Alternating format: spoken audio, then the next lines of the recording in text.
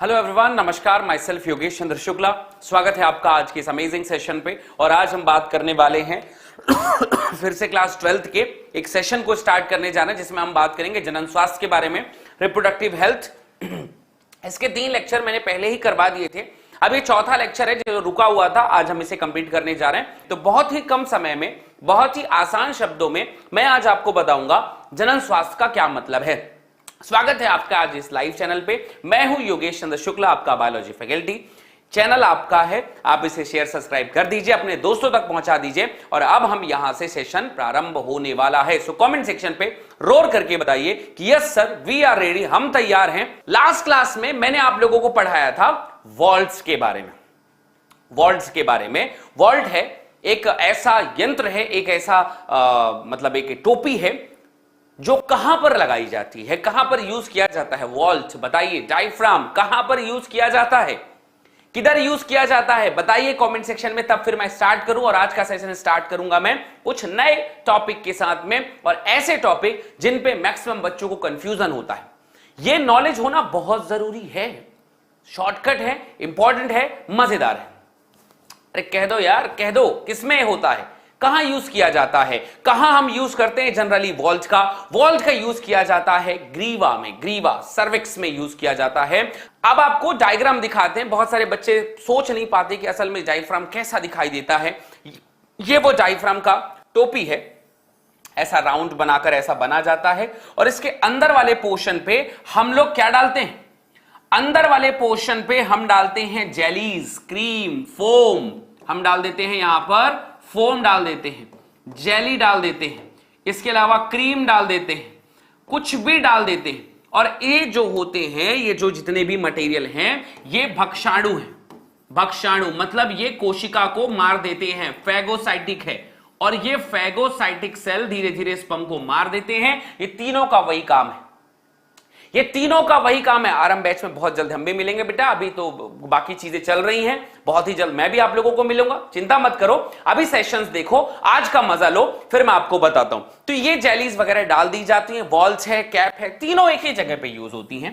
तीनों का एक ही काम है, बस तरीके अलग अलग हैं, आकृति अलग अलग है, बाकी सारी चीज लगभग एक जैसी ही है।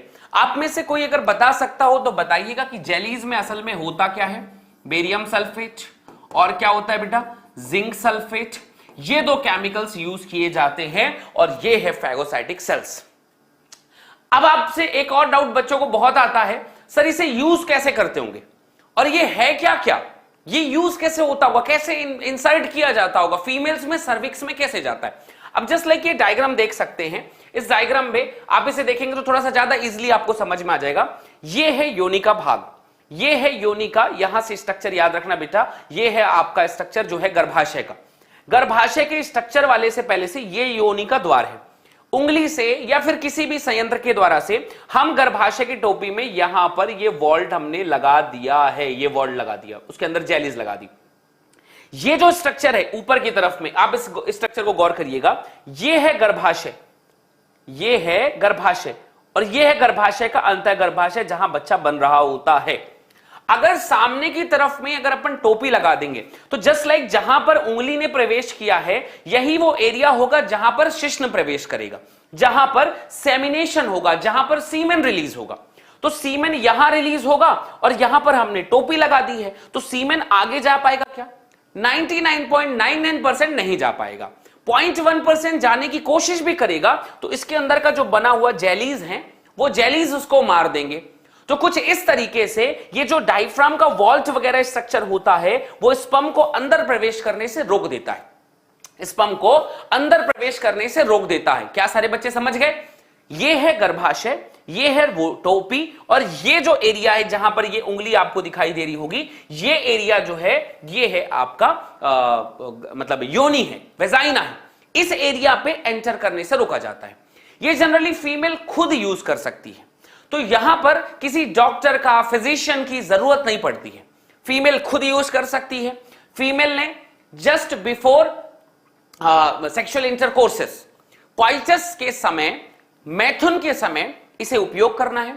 एक बार मैथुन हो जाए, इसे निकालकर फिर रीयूजेबल है, वॉश करके फिर से उपयोग किया जा सकता है।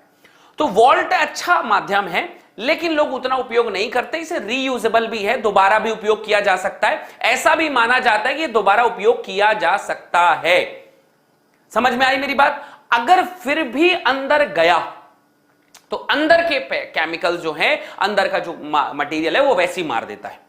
तो यार उतना स्पर्म अंदर प्रवेश कर ही नहीं पाता, उतना मटेरियल अंदर जा ही नहीं पाता, और यही कहानी जो होती है, प्राइवेसी बनी रहती है, किसी को दूसरे के पास में जाना नहीं पड़ता, सस्ता है, रीयूजेबल है। इसके बारे में ये दो कंसर्न बहुत याद रखना। इसमें जो है प्राइवेसी, ठीक है, मैं इसे हिंदी में लिख देता हूं, प्राइवेसी। प्राइवेसी का मतलब होता है भाई अपनी निजता, प्राइवेसी बनी रहती है। ये पहला पार्ट इसका बहुत जरूरी है। दूसरा इसका एक बहुत बड़ा जरूरी है कि रीयूजेबल है। रीयूजेबल का मतलब होता है यार दोबारा उपयोग किया जा सकता है। इसके अलावा ये सस्ता है, बहुत आसान है, और इसके अलावा प्रभावी भी है। तो आपको इनके गुण पूछे जाएंगे यार कि ये क्या क्या गुण के हैं, तो बोलना यार अच्छा है, प्राइवेसी बनी रहेगी, अच्छा है कि रीयूजेबल है, अच्छा है कि सस्ता है, और अच्छा है कि प्रभावी है। अच्छा है कि प्रभावी है, ये कहानी यहां पर डन हो जाती है। अब हम उस टॉपिक की तरफ में चलते हैं जिसके ऊपर सबसे ज्यादा क्वेश्चन पूछा जाता है। Third is IUD. ये तीसरा प्रकार है, इसे हम कहते हैं जनाब इंट्रा यूटेराइन डिवाइसेस। अब मुझे एक बात बताइए, इसे हिंदी में कहेंगे जनाब अंतःगर्भाशय युक्ति। अरे क्या कहते हैं?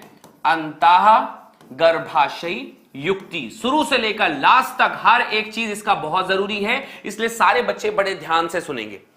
इनिशियली अंतःगर्भाशय युक्ति को कहीं कहीं याद रखना बेटा, सीधा सा सवाल है, कहां उपयोग किया जाएगा? गर्भाशय के अंदर। पहले हमने शिश्न में लगाया, फिर योनि में लगाया, फिर गर्भाशय ग्रीवा में लगाया, अब हम अंतःगर्भाशय गर्भाशय के अंदर प्रवेश कर रहे हैं। तो जब अंतःगर्भाशय में प्रवेश करेंगे तो वेरी फर्स्ट थिंग, सबसे पहले इसका नाम आईयूसीडी भी कहीं कहीं निकलेगा। कुछ कुछ जगहों पर इसका नाम आईयूसीडी भी दिखेगा। तो आईयूसीडी जहां पर दिखाई दे तो आप उसका नाम बताना इंट्रा यूटेराइन कॉन्ट्रासेप्टिव। कॉन्ट्रासेप्टिव, ठीक है, अब बताना कॉन्ट्रासेप्टिव डिवाइसेस। ठीक, ये पॉइंट कंप्लीट हो गया। अब इंट्रायूट्राइन कॉन्ट्रासेप्टिव डिवाइसेस आईयूसीडी और आईयूडी में अंतर क्या है? दोनों में गैप होगा, दोनों में फर्क होगा। क्या मुझे बता रहे हैं? फुल फॉर्म दोनों का बताना। कई जगह इसे आईयूसीडी के नाम से भी जाना जाता है और कई जगह इसे आईयूडी भी कहते हैं। शुरुआती समय में, एट फर्स्ट, स्टार्टिंग में, ऐसा लिख लेना यहां पर, स्टार्टिंग में इसमें एजी यानी सभी जानते हैं, ठीक है, सिल्वर, एजी यानी सिल्वर उपयोग होता था। और जब इसका नाम सिल्वर उपयोग होता था, तब उपयोग होता था जब शुरुआती दौर पे, तो सिल्वर की जगह, सिल्वर जब उपयोग होता था, इसका नाम आईयूसीडी था। आपसे पूछा जाएगा आईयूसीडी क्या है? आईयूसीडी जो है बच्चे, ये डिवाइसेस जो होती है, जब मानना यहां पर, तब कहा जाएगा जब इसमें एजी सिल्वर उपयोग होता था, सिल्वर उपयोग होता था, तब इसका नाम आईयूसीडी था। ठीक है, बहुत नाम इसके और भी पड़े, आईयूसीडीज जो होते हैं, सिल्वर उपयोग होता था। लेकिन सिल्वर के साथ दिक्कत यह था ना कि यार इतना महंगा चीज कोई उपयोग नहीं कर सकता था। इंडिया में इसका इतना वर्थ नहीं था, इंडिया में प्रॉब्लम था। इंडिया में सिल्वर के साथ चांदी पहनने देखने को मिलता नहीं है। सिल्वर कोई कॉन्ट्रासेप्टिव में लगाकर रखेगा, बड़ा मसला हो जाता। गर्भाशय में लगाकर रखेगा, मैं दिक्कत हो जाती, चोरी होता। फिर इसको चोरी करने आते, घर में आए, क्या चोरी करके लगे? कॉन्ट्रासेप्टिव डिवाइसेस चोरी करके चले गए, आईयूसीडी चोरी करके चले गए, मसला हो जाता, दिक्कत हो जाती। इसलिए फिर उसके बाद इसमें बदलाव किया गया और फिर आईयूसीडी को चेंज किया गया। फिर आईयूसीडी 3 प्रकार के आए, फिर आईयूसीडी को आईयूडी बनाया गया। आईयूडी, इंट्रायूट्राइन डिवाइसेस अंतःगर्भाशय युक्ति। लेकिन इस अंतःगर्भाशय युक्ति के 3 प्रकार बांटे। गर्भाशय में डाल तो रहे हैं, लेकिन क्या डाल रहे हैं, यह भी बहुत बड़ा मसला था, बहुत बड़ा मसला था कि करना क्या है। तो इसका पहला प्रकार आया, पहला प्रकार आता है जिसे हम कहते हैं जनाब औषधि रहित। हम क्या कहते हैं? औषधि रहित आईयूडी। औषधि रहित आईयूडीज। औषधि रहित का मतलब होता है कोई केमिकल्स नहीं होगा, नो केमिकल्स। औषधि रहित आईयूडीज में मतलब यह होता है कोई अदर केमिकल्स, कोई औषधि नहीं मिलाई जाएगी। ये आईयूसीडी क्या है भाई? यह किसका बना होता है पता है? प्लास्टिक का। प्लास्टिक इसमें यूज होगा। पॉलीएथीन यूज हो सकता है, पॉलीथीन का उपयोग होगा। आपसे पूछा जाएगा इसमें क्या क्या उपयोग होता है, तो आप बताना यार पॉलीथीन वगैरह का उपयोग होता है, प्लास्टिक्स का यूज होता है इसमें। इसमें प्लास्टिक यूज किया जाता है। ये देखो ये प्लास्टिक ही है पूरा, ये पूरा प्लास्टिक ही है। अब आप कहेंगे कि ये प्लास्टिक है तो उपयोग कैसे होता है इसका, ये काम कैसे करता है, ये होता क्या इसमें? तो आप बताना प्लास्टिक यूज किया जाता है, पर कभी कभी समटाइम्स, आप यहां पर एक बात और लिख लेना कि समटाइम यानी कभी कभी बेरियम सल्फेट BaSO4 आदि भी उपयोग किया जाता है, आदि उपयोग होता है। ठीक है भाई, तो जब तुम केमिकल को समझ गए, बहुत ध्यान समझना, जब तुम केमिकल को समझ गए, मैं पहले ये क्यों बता रहा हूं कि ये दोनों उपयोग क्यों होता है, जो केमिकल उपयोग होगा वैसा ही उसका काम होगा। जैसे जैसे केमिकल वैसा वैसा ही काम। पॉलीएथीन है या प्लास्टिक है या BaSO4 है, तो ये लोग करेंगे क्या, कार्य क्या है इसका? तो आप ये बताना कि यार इसका कार्य जो है ना वो भक्षाणु प्रक्रिया करता है। भक्षाणु क्रिया, भक्षाणु क्रिया का मतलब होता है स्पर्म जब एंटर करेगा, स्पर्म को एंटर करेगा तो किल कर देगा, करेगा, स्पर्म को मारेगा। अब से कभी भी हाँ प्रॉब्लम भी हो सकता है, बिल्कुल हाँ, वो अलग अलग नाम है उसके, लेकिन मुख्य रूप से अब इसे मैंने शॉर्टकट भाषा में प्लास्टिक और पॉलीथीन कह दिया, और डिटेल में जाएंगे तो और भी अलग अलग नाम है इसके, पर अभी आप सिर्फ ये दो नाम से जानिए इनको। आपसे कभी पूछ दे कि यार ये जो औषधि रहित है, इसमें कोई औषधि नहीं है, तो ये काम कैसे करता होगा, आखिर कैसे स्पर्म को रोकता होगा? तो आप बताना भक्षाणु प्रक्रिया करके। क्या करके? भक्षाणु प्रक्रिया को करके। और भक्षाणु प्रक्रिया कैसे होती होगी? क्योंकि वहां पर BaSO4 है, वहां पर पॉलीएथिलीन है, ये लोग काम करते होंगे। और इसका एग्जाम्पल आएगा लिपिस लूप। ये औषधि रहित है और ये बिना औषधि का, बिना किसी केमिकल का, बिना किसी मटेरियल का डाला हुआ पॉलीथीन BaSO4 का बना हुआ ये है, स्पर्म को मार देता है और निषेचन से बचाता है। Got my point? Comment section पे एक बार जोर से बताना, सही सही बात बताना, यहां पर ये पॉइंट बना जाना चाहिए। ठीक है कि ये भाई तीन काम है, किसका बना हुआ है, करता क्या है? भक्षाणु प्रक्रिया करता है, स्पर्म को मारने की कोशिश करता है, स्पर्म को मार देता है औषधि रहित आयोडीज। दूसरा ऑप्शन अंतःगर्भाशय युक्ति का दूसरा ऑप्शन, जिसे अपन कहते हैं copper releasing IUDs. Copper releasing IUDs मतलब कॉपर, तांबा मोचक आयोडीज, जिसे आप हिंदी में कह सकते हैं तांबा मोचक आयोडी। आयोडी का फुल फॉर्म तब सब बच्चे समझ ही गए होंगे, अंतःगर्भाशय युक्ति। तो तांबा मोचक आयोडीज में तांबा का क्या रोल है जनाब? तांबा का क्या रोल है? तांबा क्या करता है? यहां पर कॉपर का बना हुआ है, तो जब आपसे पूछा जाए कि कॉपर का बना हुआ है, ठीक है, तो कॉपर का बना हुआ क्यों है? कॉपर असल में क्या करता होगा? कॉपर असल में क्या करता होगा? तो आप ये बताना यहां पर शॉर्ट नोट में कि कार्य क्या करता है, आपको पता है? कॉपर सबसे पहले क्या करता है? स्पर्म की गतिशीलता, स्पर्म की गतिशीलता एवं निषेचन क्षमता कम कर देता है। ऐसे ही कॉपी में लिखिएगा, निषेचन क्षमता कम कर देता है, क्षमता कम कर देता है। तो ये दूसरा काम हो गया। कॉपर असल में करता क्या है? तो आप ये बताना, कॉपर का तो बना हुआ है, ये तो हमें पता ही है, पर काम क्या है? कॉपर यहां पर काम करेगा स्पर्म की गतिशीलता को कम करना। एनसीईआरटी में बच्चे बहुत कंफ्यूज होते हैं, और उसकी निषेचन क्षमता को भी कम कर देना, ताकि उतना गतिशील वो हो ही ना पाए, ज्यादा आगे तक जा ही ना पाए आगे जा ही ना पाए। ये दूसरा काम हो गया। उदाहरण बताओ जी, एग्जाम्पल बताओ इसके कौन कौन है? इसका ज्यादातर एग्जाम्पल आता है कॉपर T, दूसरा आता है कॉपर 7, और उसके अलावा आता है बेटा मल्टीलोड 375। मल्टीलोड 375, ये तीन केमिकल्स ऐसे होते हैं, ये 3 केमिकल, 3 नाम है ऐसा, कॉपर टी, कॉपर 7 और मल्टीलोड 375। ये 3 लोग जो हैं कॉपर रिलीजिंग आयोडीज हैं। अब मैं आपको बताता हूं कि ये कॉपर रिलीजिंग आयोडीज असल में काम कैसे करती है। कॉपर रिलीजिंग आयोडीज जो होती है असल में काम कैसे करती है। तो कॉपर रिलीजिंग आयोडीज जो होती है, आप देखिएगा यहां पर देखेंगे कॉपर रिलीजिंग आयोडीज, ठीक है, तैयार हो ना। ये देखो ऐसा दिखाई देगा कॉपर रिलीजिंग आयोडीज, ये जो बना हुआ है ये कॉपर रिलीजिंग आयोडीज ऐसा दिखाई देता है, ऐसा, ठीक है, कि ये मान ले इंसान का गर्भाशय है और इस गर्भाशय में हमें एक टोटी टाइप का ये टी लाइक स्ट्रक्चर बना होगा और यहां पर ऐसा ये कॉपर लटकता हुआ मिलेगा आपको। ये यूज कैसे होता है, लगता कैसे होता है, चले दिखाते हैं आपको। तो ये देखो जनाब, ये गर्भाशय में प्रवेश करने का तरीका, ये योनि है, योनि से प्रवेश किया, गर्भाशय में गया, वहां पर उसे फैलाया, जैसे छतरी खुलती है, छतरी खुलने के बाद उसे ऐसे फैलाया और खींच दिया और नीचे की तरफ में आ गया। ये वो तरीका है। फिर इसके बाद जब इसे निकालना भी होता है तो भी ऐसे ही निकालते हैं, ऐसे क्लिप करते हैं, ऊपर की तरफ फंसाते हैं, खींचते हैं और नीचे आ जाता है।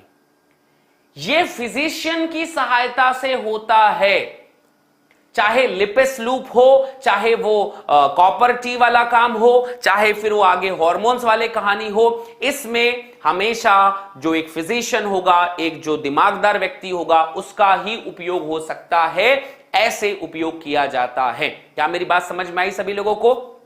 बहुत सिंपल है, ये जो स्ट्रक्चर है ऐसे ही काम करता है, ये जो स्ट्रक्चर है ऐसे ही काम करता है। ये देख लीजिए, फिर से एक बार दिखाता हूं, सारे बच्चे गौर से देखना ये कैसे काम कर रहा है। ये एंटर किया, इसको ये फैलाया, इसको ऊपर लेकर गए, इसको खींचा और ये खींचने के बाद निकल गया, काम खत्म।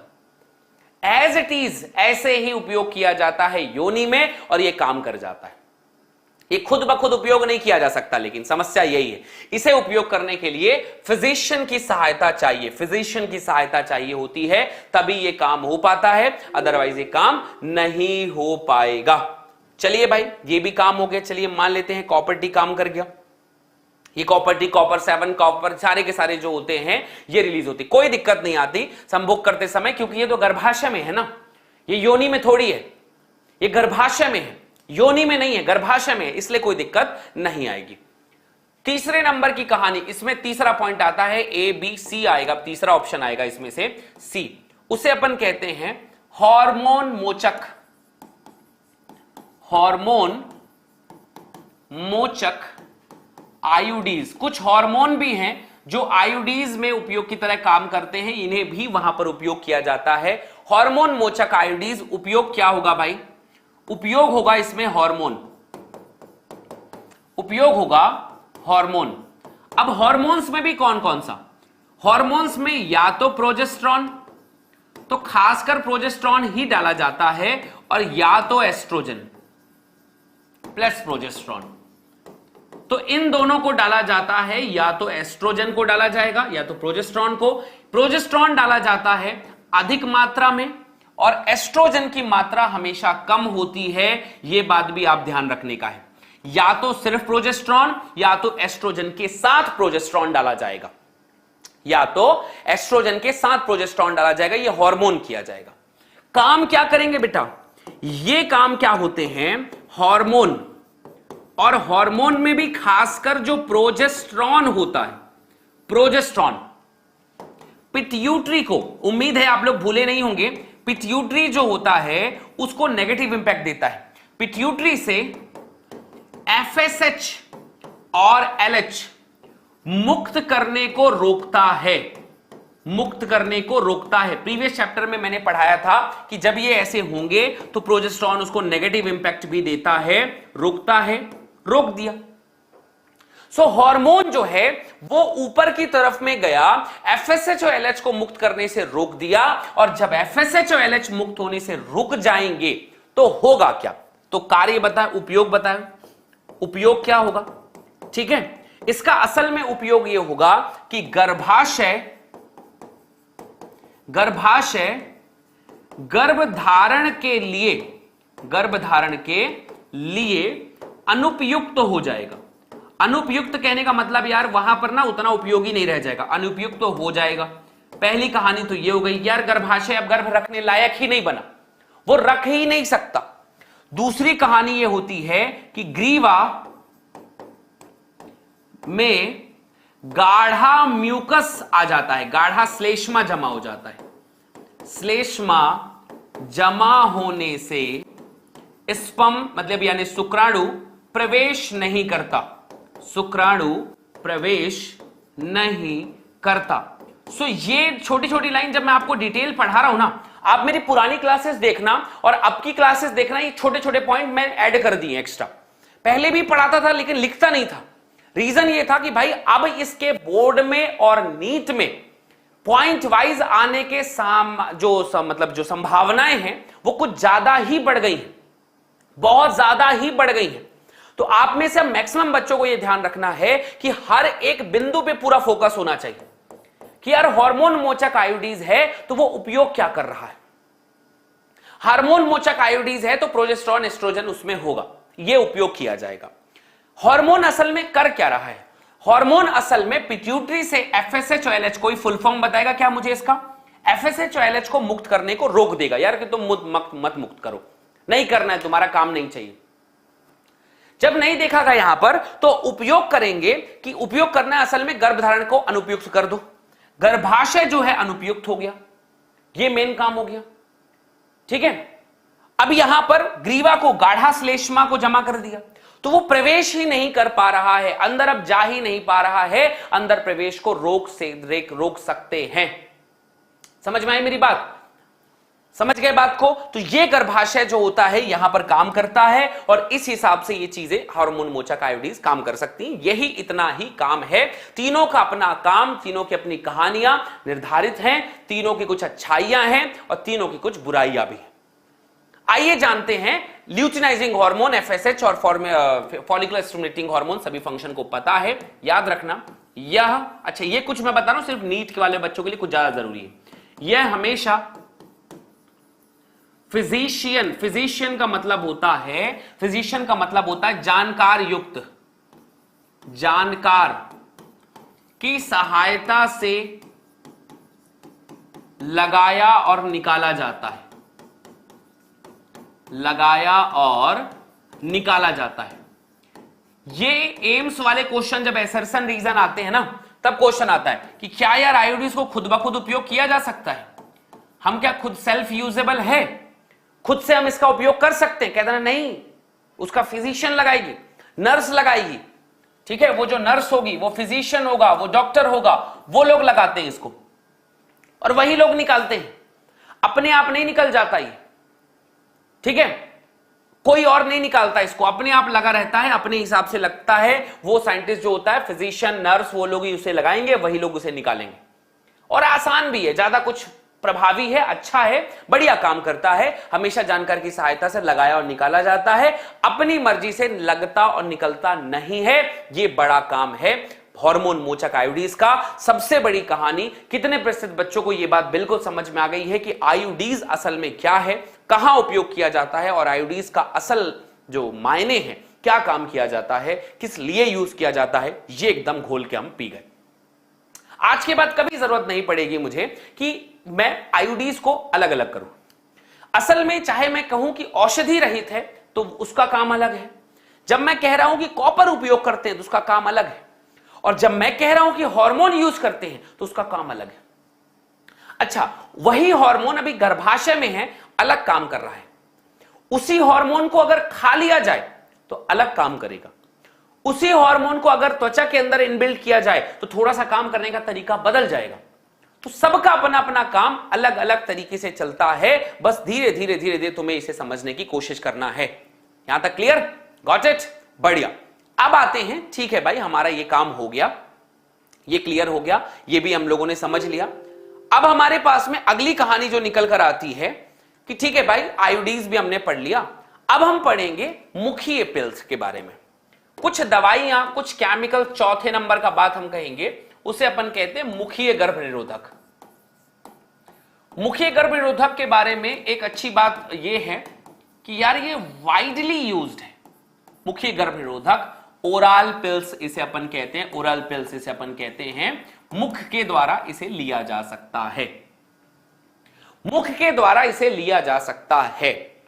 अब ये करता क्या है, क्या क्या इसमें होता है, कब कब इसे लेना है और सबसे प्रभावी कौन सा है। मतलब देखो यार, हमने प्राकृतिक मेथड भी पढ़ा, हमने रोधक को भी पढ़ा, हमने आयुडीज को भी पढ़ा, हमने ओरल पिल्स के बारे में भी पढ़ेंगे। अब इसके बाद हम लोग सर्जिकल मेथड के भी बारे में पढ़ेंगे। आपसे अगर पूछा जाए कि सबसे अच्छा कौन सा मेथड है, तो मुखी पिल्स क्या है। मुखी पिल्स में कुछ ज्यादा ही फेमस नेम जैसे आते हैं, ये मुखी गर्भनिरोधक हैं। इसमें हम हार्मोन्स का उपयोग करते हैं। क्या उपयोग करते हैं बेटा, हार्मोन्स को मुख के द्वारा शरीर में प्रवेश करते हैं, द्वारा प्रवेश करते हैं और गर्भ निरोधक की तरह इस्तेमाल होता है, गर्भ निरोधक की तरह कार्य करता है। अब असल में क्या है ये कार्य करता है, करता तो है, बिल्कुल सही है, करता तो है, गर्भ निरोधक की तरह कार्य करता है। लेकिन वो गर्भ निरोधक की तरह कैसे काम करता है, क्या क्या होता है इस मुखी पिल्स में, गर्भ निरोधक वाली पिल्स में। इसमें एक एग्जांपल आते हैं। वेरी फर्स्ट थिंग, सबसे पहला आता है माला डी और दूसरा वर्ड आता है माला एन। इन दोनों के बारे में यह कहा जाता है कि एक सिंथेटिक है और एक नॉन सिंथेटिक है, पर उतना डिटेल जानने की जरूरत नहीं। माला डी और माला एन, इन दोनों के बारे में कहा जाता है ये दोनों डेली पिल्स हैं। पहले सुन तो लो कौन कौन है, फिर मैं समझाता हूं। डेली पिल्स, अब डेली पिल्स कब कब लेना होता है, असल में डेली पिल कब कब लेना होता है। डेली पिल्स हैं, डेली पिल्स में, अच्छा ये भी याद रखना, प्रवेश करते हैं हार्मोन कौन कौन सा। अच्छा हार्मोन का तो हमने वो नहीं बताया कि हार्मोन, यार एग्जाम्पल भी तो बताना होगा, उदाहरण भी तो बताना होगा। आइए एग्जाम्पल उदाहरण बताते हैं हार्मोन्स आयुडीज का।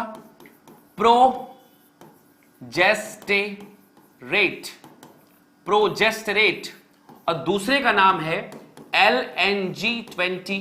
LNG का फुल फॉर्म होता है लेवोनोस्ट्रेगल 20।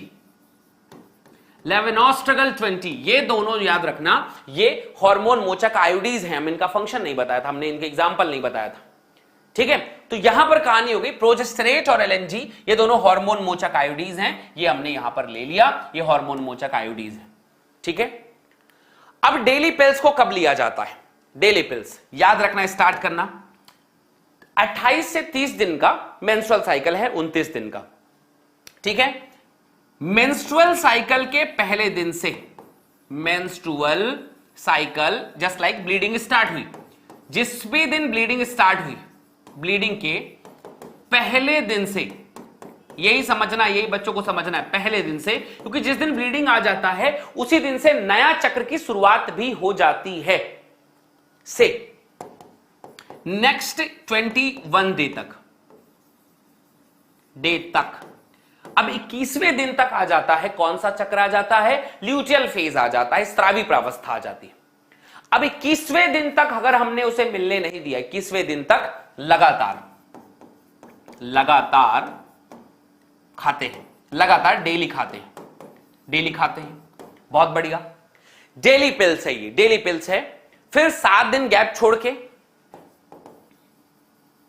7 डे गैप करके वापस ब्लीडिंग के पहले दिन फिर खाने लग जाओ। ब्लीडिंग के पहले दिन से पुनः प्रारंभ कर देना है, ये बहुत बढ़िया हो गई। ये डेली पिल्स हो गया भैया, डेली पिल्स हो गया। तीसरे नंबर पे एक आता है सहेली जो है भाई, ये बनाया गया था। सहेली जब है वो किसके लिए बनाया गया, तो सहेली के बारे में ये कहा जाता है कि जो सहेली पिल्स है, सहेली जो पिल्स है वो साप्ताहिक है।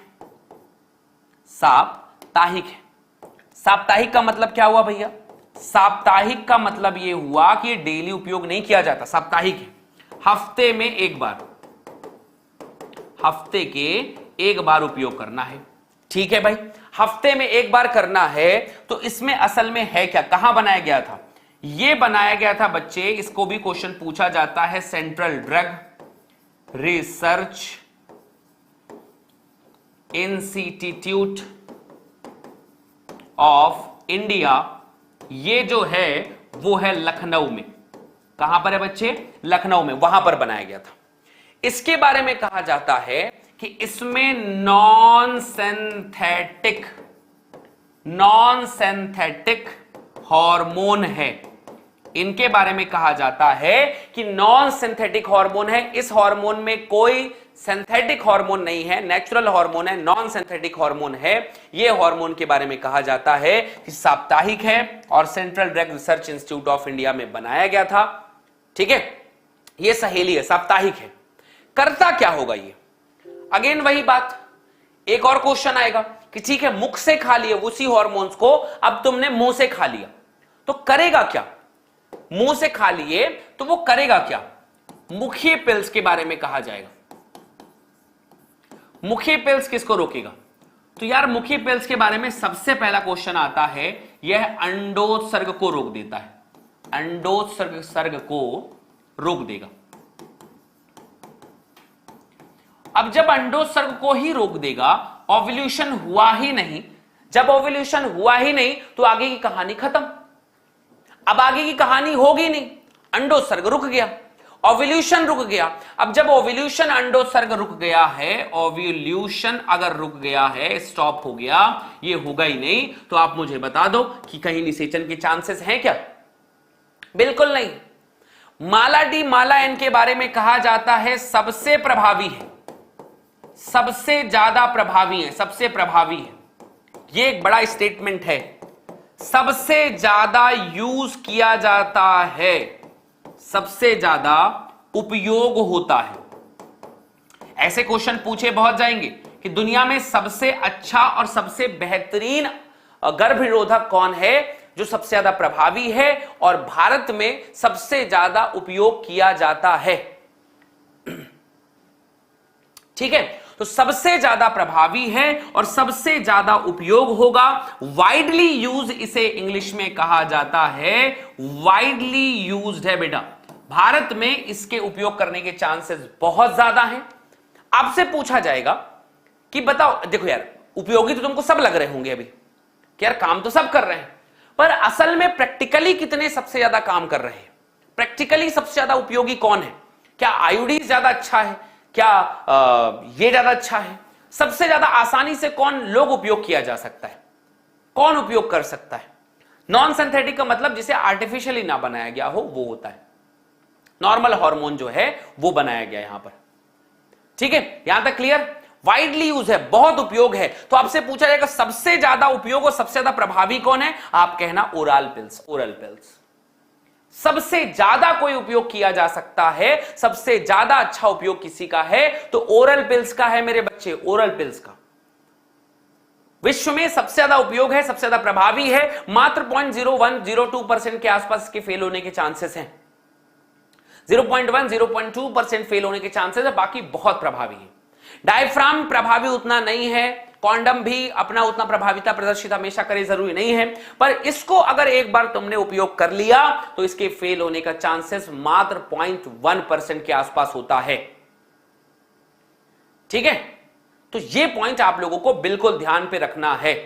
ठीक है, क्लियर? डन? यहां तक क्लियर सभी लोगों को? ये ओरल पिल्स हो गया, अंडोत्सर्ग को रोक देता है। फिर इसके बाद ओरल पिल्स में, इसमें कुछ और भी आते हैं। ओरल पिल्स में कुछ लोगों को इंजेक्शन के माध्यम से लिया जाता है, कुछ लोगों को लगा देते हैं, डीपोपोवेरा लगा देते हैं, वो सब नाम है, लेकिन आपको सब अभी नहीं पढ़ना है। मैं सिर्फ एनसीईआरटी के कॉन्सेप्ट आपको बता रहा हूं ताकि कंफ्यूजन भी ना हो और आसानी से चीजें बन भी जाएं। अब यहां पर हमारे पास बनता है बेटा चौथे, पांचवें नंबर का। पांचवें नंबर के अपन कहते हैं, इसे अपन कहते हैं इम्प्लांट। इम्प्लांट को कहा जाता है, कई बार जगह इसका मैंने नाम सुना है, नॉर प्लांट भी कहते हैं, और नॉर प्लांट को कहते हैं भाई अंतरोप। अंतरोप बहुत आसान है, कुछ जानने की जरूरत इसमें बहुत ज्यादा दिक्कत नहीं है। बस इतना याद रखना है, प्रोजेस्टेरॉन, बस इतना ध्यान पे रखना, प्रोजेस्टेरॉन और एस्ट्रोजन से बनी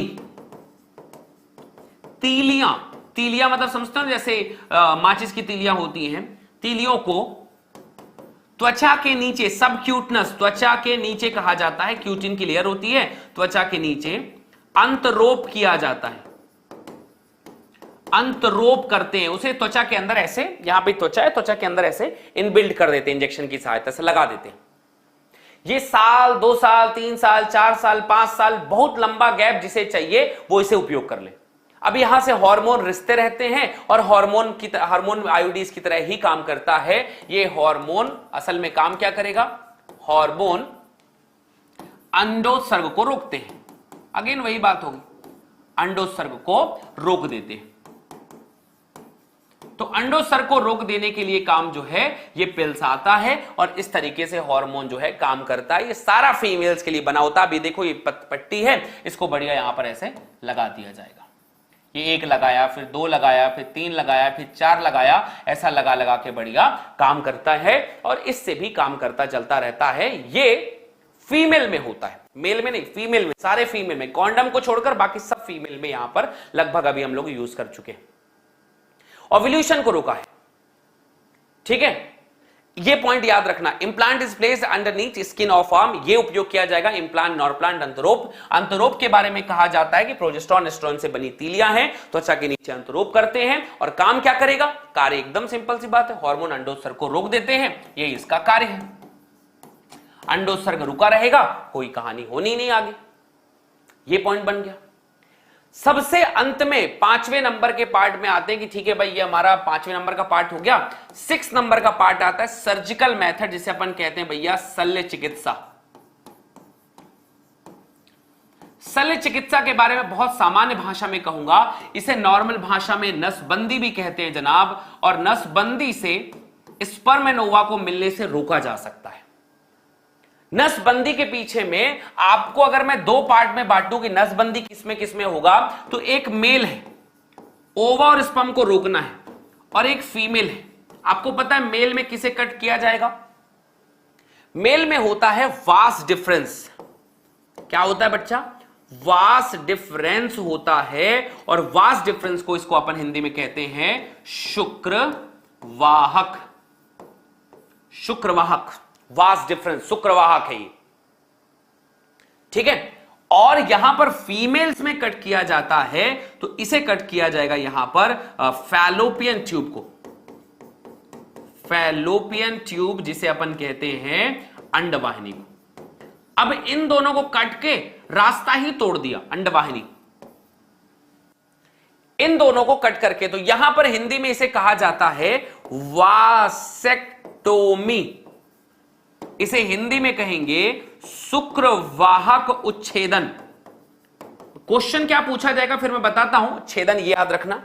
और इसे कहा जाएगा ट्यूबेक्टोमी। बहुत सारे बच्चे ट्यूबेक्टोमी वासेक्टोमी में कंफ्यूज हो जाते हैं, तो याद रखना इसे हिंदी में कहा जाएगा अंडवाहिनी उच्छेदन, ठीक है। ये सारे इसके नाम है। प्रॉब्लम ये पूछा जाएगा भाई कि मेल में जो वासेक्टोमी हुआ है इससे फर्क क्या पड़ेगा? क्या स्पर्म नहीं बनेगा? फीमेल में ट्यूबेक्टोमी हुआ है तो क्या ओवा नहीं बनेगा? स्पर्म एंड ओवा दोनों बनते रहेंगे, कोई फर्क नहीं पड़ेगा, बस स्पर्म ओवा मिलेंगे नहीं। मेल में स्पर्म बनेगा, वापस वही संग्रहित होता रहेगा, बाहर निकलेगा ही नहीं। तो ट्यूबेक्टोमी और वासेक्टोमी मेल में होता है और वो फीमेल में होता है। बात आप इतनी याद रख लीजिए, इतने बिंदुओं को अपने दिमाग में बैठा लीजिए और ये आपके दिमाग में बैठ जाना चाहिए। इसमें बस क्वेश्चन ये पूछा जाता है क्या स्पर्म नहीं बनेगा? स्पर्म बनेगा। शुक्राणु के मिलने को रोका जाएगा, शुक्राणु के मिलने को रोका जाएगा, शुक्राणु को बनने से नहीं रोकना है। बहुत सारे लोगों को यह लगता है कि जब आप नसबंदी करवा लेते हैं, वासेक्टोमी करवा लेता है मेल, तो स्पर्म बनता ही नहीं होगा, ओवा ही नहीं बनता होगा। बनता है, इज अ परमानेंट मेथड, ये कभी दोबारा ठीक नहीं हो सकता, लेकिन स्पर्म एंड ओवा बनते हैं जरूर। बन के फिर उसके बाद वहीं पे डिस्ट्रॉय हो जाते हैं, मिल नहीं पाते। और इतनी बातें आपके दिमाग में एकदम डन बैठ जानी चाहिए। नेक्स्ट सेशन में फिर हम एमटीपी और बीमारियों के बारे में और फिर कुछ एक जो आर्टिफिशियल रिप्रोडक्टिव टेक्निक्स हैं, मतलब क्या बोलना चाहिए, कृत्रिम गर्भाधान की जो विधियां हैं, उन विषयों पे हम बात करेंगे। मुझे उम्मीद है आज का ये सेशन आपको बहुत समझ में आया होगा। दोस्तों को साथ शेयर करिए। Thank you, bye bye, good.